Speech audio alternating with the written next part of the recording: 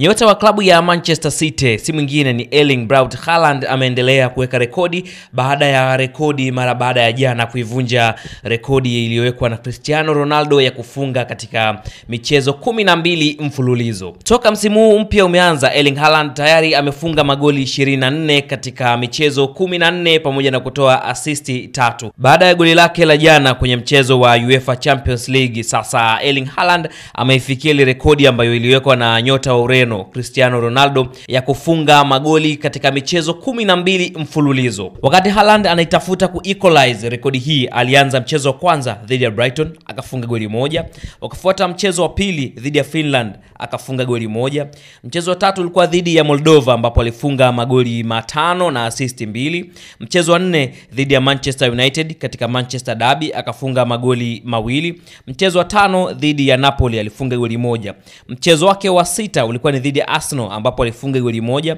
mchezo nambari 7 ulikuwa dhidi ya Burnley ambapo alifunga magoli 2 na kutoa assist 1, mchezo wa 8 ulikuwa dhidi ya Monaco ambapo alifunga mabao 2, mchezo wa 9 ulikuwa dhidi ya Brentford ambapo alifunga goli 1, na mchezo wa nambari 10 ulikuwa dhidi ya Israel ambapo Haaland alifunga magoli 3, mchezo wa 11 ulikuwa dhidi ya Everton ambapo alifunga magoli 2, na mchezo wa 12 ni dhidi ya Villarreal ambapo alifunga goli 1 hapo jana. Kwa hiyo katika michezo 12 mfululizo Haaland kila mchezo amefunga, na ni kama vile Mbappe naye anakimbizia rekodi hii ambapo hivi sasa na yeye kila mchezo katika klabu ya Real Madrid anafunga. Kwa hiyo tayari Haaland amefikia rekodi ambayo iliwekwa na Cristiano Ronaldo ya kufunga magoli 12 katika michezo 12 mfululizo.